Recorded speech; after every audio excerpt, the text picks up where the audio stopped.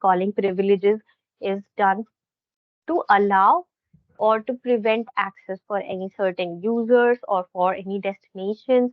Calling privileges are used for different purposes, mainly for toll fraud prevention. So for toll fraud prevention, there are different tools which can be used. Toll fraud prevention for SIP line side, IP address trusted authentication. So based on IP address, we can configure trusted devices or trusted authentication.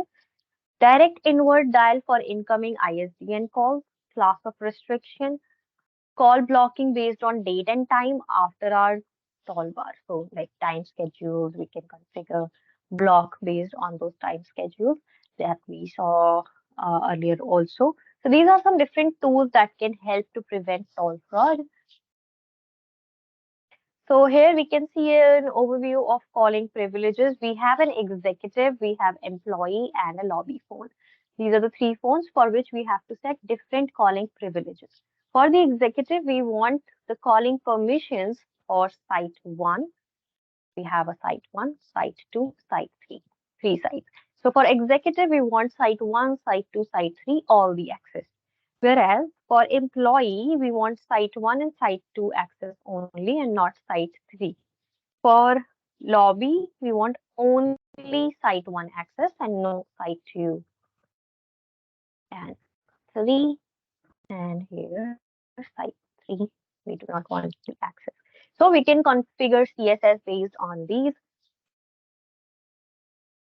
Then we can see COR logic. COR stands for class of restriction. So we can do class of restriction, like we can see that for executive, we have configured patterns like for emergency, local, national, international numbers. For lobby, we have configured in emergency and local only. So we want access to only emergency and local numbers for lobby, whereas for executive, we want access for all the destinations. So what will happen when the executive makes a call to an international number? It will be accepted. We can see with the green dotted line. So it is allowed because international calls are allowed.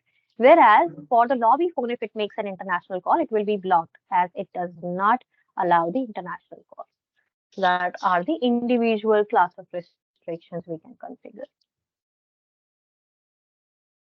Here we can see another example through dial pair configuration.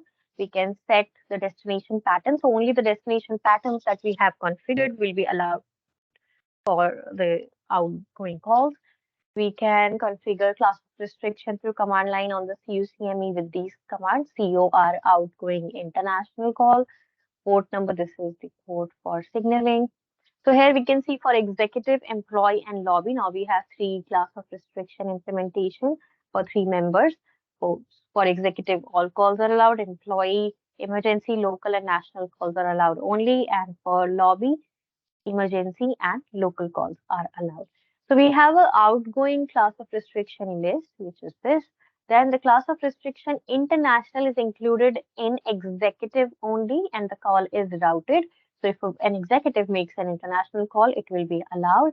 If the employee or a lobby phone makes an international call, both will be blocked. All right.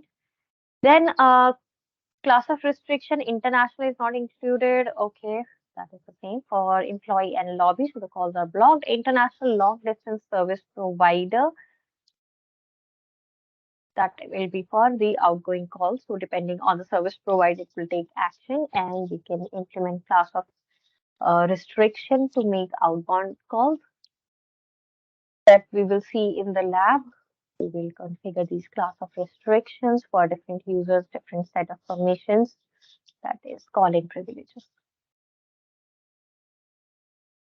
So for this, we will have a router. We have a US site in which we have three phones. We have a PSTN. We have a PSTN phone with different numbers. So for different phones, we will set different calling privileges and we will test accordingly. Okay. Next is hunt group. So we discussed about hunting, right? So that is the part of call coverage. So hunting is used to configure a number called a hunt pilot number, which is associated with n number of phones. And when a call comes from outside of the network, this is for incoming calls. So when a customer or a client makes a call to any standard number, which is a hunt pilot number, that number is associated with different phones, and based on the algorithm configured within the hunting configuration in the line group, it will take action and the call coverage will happen based on the algorithm, either in the longest idle manner or top down or circular or broadcast. Right? So if one member is not available, it will go to the other. If other is not available, it will go to the next. That way we can configure call hunting. If the call hunting timer expires or if no member is available in the call hunting group, then we can also configure like final forwarding to any high management or any authority to which you want to route that call if it just ends and nobody is available. Or we can do call queuing, so we can wait for the members or any one of the member to get available and then the call will be answered and so on. So that is a part of call coverage. So there are different hunt group types. We can configure sequential hunt group, we can configure peer hunt groups, longest idle hunt groups, and parallel hunt groups, also called call blast. So here we can see some examples of call coverage like for call park. What we can do with call park. Call park is a type of hold option, but not exactly hold because in hold we can only answer back or resume a call from the same phone. But in call park, we can put a phone or a active call in parking slot and that can be answered from any other phone also. So here we can see there is an active call between phone A and phone B. Then phone A user presses call park soft key.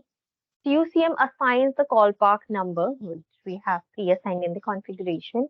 Then the CUCM moves the call to phone C when the user dials the call park number on this phone. So for the phone C, or it can be the same user who was on phone B, just moves to another phone and dials the call parking number from that phone, and the CUCM will move that call to phone C. And then next, the call will be moved between uh, phone A and phone C, and there'll be no active call between phone A and phone B anymore. It will be moved from phone B to phone C, that is call park. We have directed call park also. We saw the directed call park. So this is what we have already done, but we did it in the CUCM. Now we will see it in CUCME, how we can configure the same. The concept is the same, but the configuration will be different here. So for directed call path, we can specify a number for a specific call so that like not everybody can pick up that call. Like if I want to make my call or my active call in a call park and I want to put it in the parking slot, I can assign a parking number to it and then I can go to another phone and only using that number I will be able to pick up the call. That is directed call park. So different call parking numbers can be configured. So there is an active call between phone A and phone B. Phone B user transfers the call to a personal directory number. So for example, we have a 380XXX pattern for the call park. From this, I choose any number like 380,009. So only using this number now, I can resume this call. That is directed call park. So if configured, directed call park BLF shows parked call. Also, with directed call park, the BLF, the line will show a busy lamp field. So it will get red. And as soon as I answer on the other phone using this parking slot number or parking number, the BLF will go off. So use pickup or new call followed by the call park number on phone C. CUCM will move the call to phone C and there'll be an active call between phone A and phone C and the BLF goes off. Next is paging.